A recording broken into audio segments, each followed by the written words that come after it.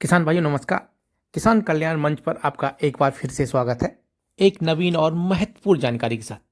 किसान भाइयों, दिनांक 9 अक्टूबर 2024 से कृषि यंत्रों की बुकिंग पोर्टल पर शुरू की गई थी और 23 अक्टूबर 2024 तक बुकिंग की गई। पोर्टल पर बुकिंग के समय से ही किसान भाइयों को अवगत कराया गया था कि लक्ष्य से अधिक बुकिंग होने पर ई लॉटरी के माध्यम से लाभार्थी का चयन किया जाएगा। तब से ही बहुत से कृषकों के द्वारा यह पूछा जा रहा था कि ई लॉटरी कब होगी।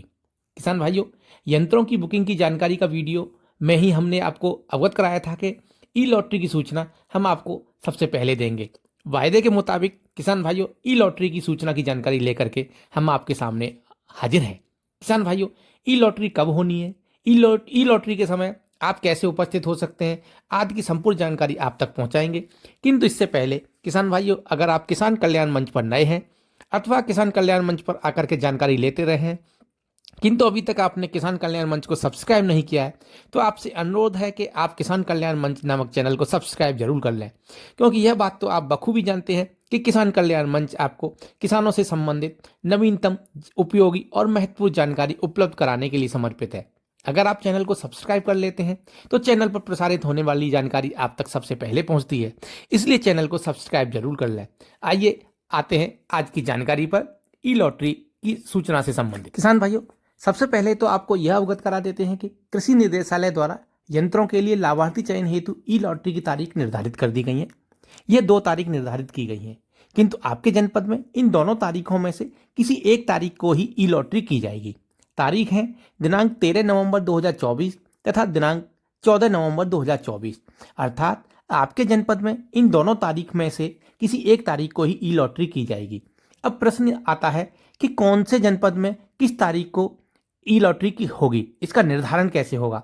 तो आसान भाषा में आपको यह जान लेना चाहिए कि इन दोनों तारीख में से कोई एक तारीख का निर्धारण आपके जनपद के जिलाधिकारी द्वारा निर्धारित किया जाना है, किंतु इन दोनों तारीखों में से ही निर्धारित किया जाना है। आपके जनपद में या तो 13 नवंबर को ई लॉटरी होगी अथवा 14 नवंबर को। इसकी जानकारी भी आपके जनपद के में 13 नवंबर को ई लॉटरी है अथवा 14 नवंबर को ई लॉटरी है, इसके लिए आप अपने जनपद के उप निर्देशक कृषि कार्यालय से भी संपर्क कर सकते हैं और अगले 2 दिन में स्थानीय समाचार पत्रों में भी इसकी जानकारी प्रकाशित की जाएगी।